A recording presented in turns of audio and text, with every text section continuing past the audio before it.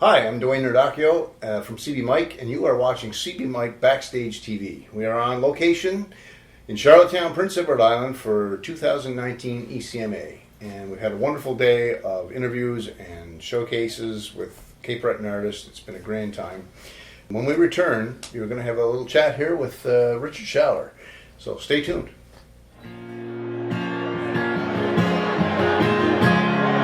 It's about the one that got away.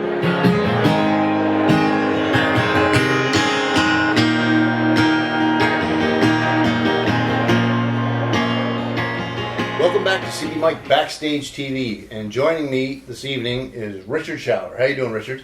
Good, man. How's it going? Good to see you, buddy. Good to see you too.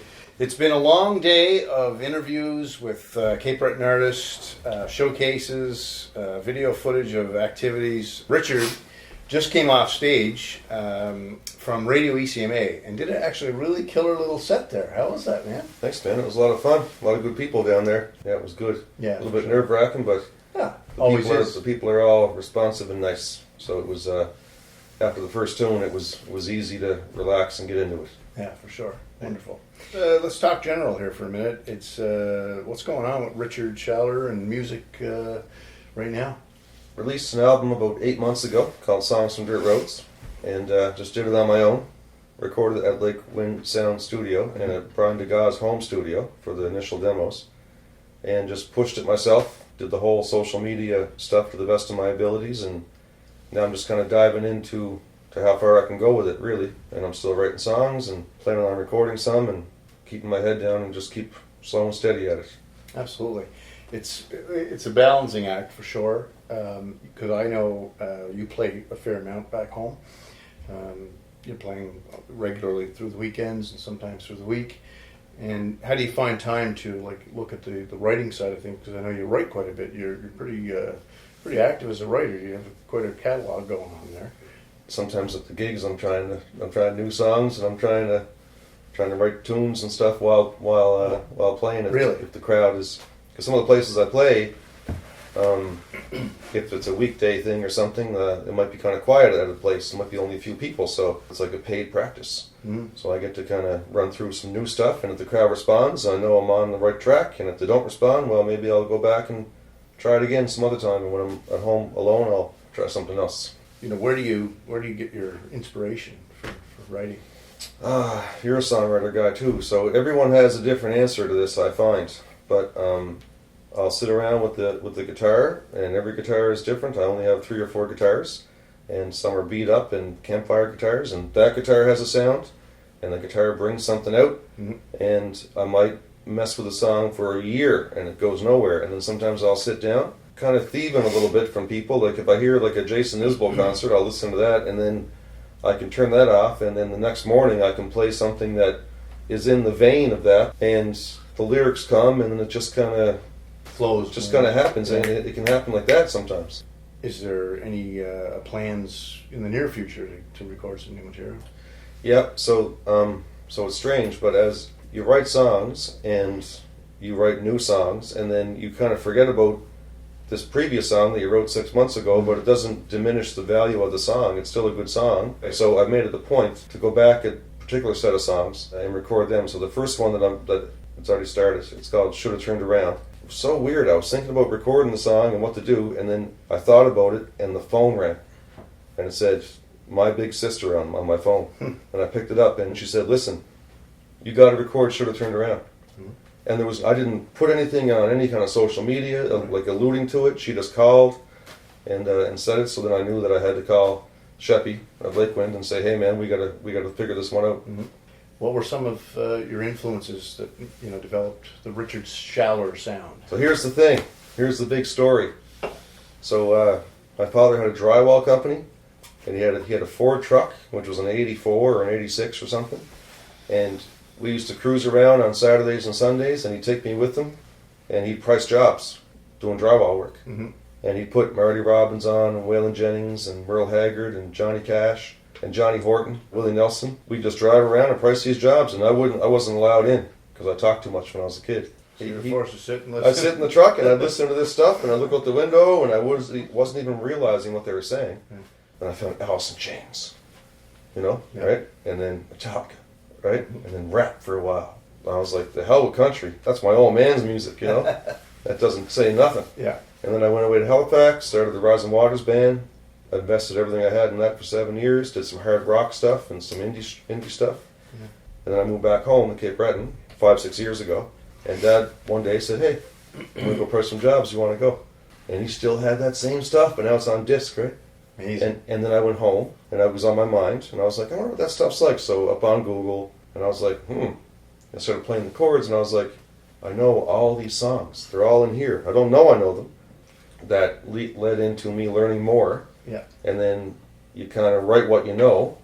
So it's like folk, country, alt folk.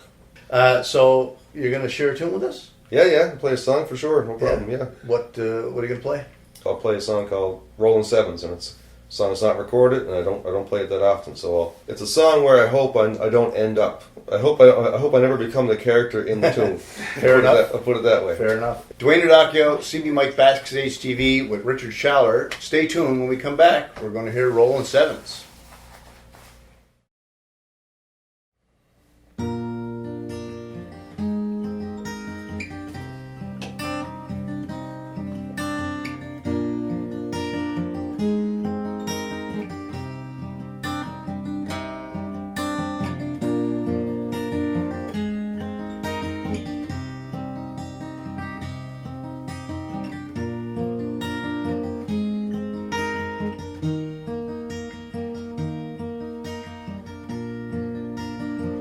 Lost my heart in Saskatchewan.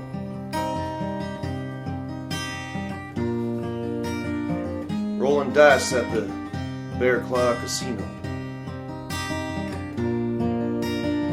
The band was playing Neil Young and Crazy Horse. She said goodbye and I just watched her go.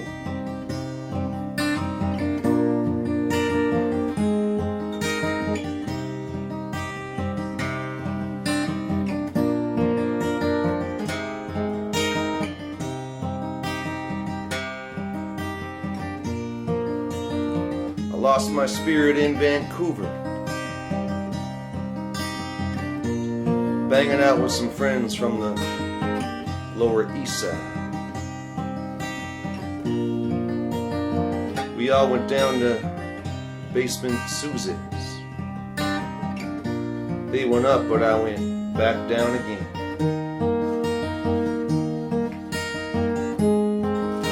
I'm always rolling sevens,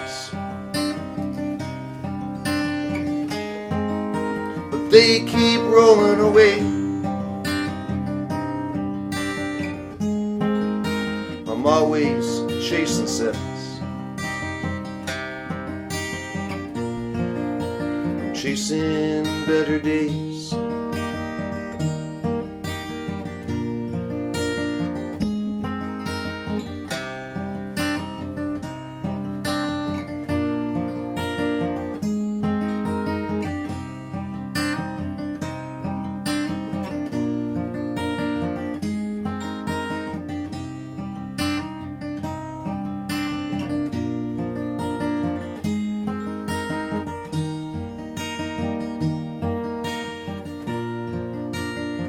Now here I am hungry in Halifax,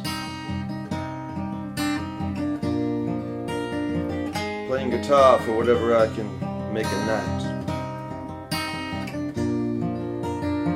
And if I'm lucky, I'll get a 10 thrown at me. And if I'm double lucky, I'll find a place to fix tonight. I'm always rolling sevens, they keep rolling away. I'm always chasing sevens, I'm chasing better days. I'm chasing better days. Just like you, I'm chasing better days. Whoa. Great job, Richard. Thanks, man. That's awesome. What a nice tune. Haunting. Rolling actually. Sevens, yeah. I drove across Canada about 5 or 6 years ago, and I came back alone. And if you want to get to know yourself, drive back from BC alone. Yeah. Across Canada. I bet. I bet. Yeah. That's wonderful. Well, listen, thanks so much for being here. Thanks for having me, man. Yeah, that was a real A lot of pleasure. fun. Yeah, it was a real pleasure. CBMIC Backstage TV, Richard Schaller. We had a blast here tonight, and I just want to take a minute to thank our sponsors, ACOA, Atlantic Canada Opportunities Agency, Destination Cape Breton, Breton Brewing, Rock Pixels, and 902 Advertising Group for making this very possible for us at the 2019 ECMA. It's been a blast. We're going to wrap up tonight, and we'll see what happens tomorrow, but tune in again to Backstage TV.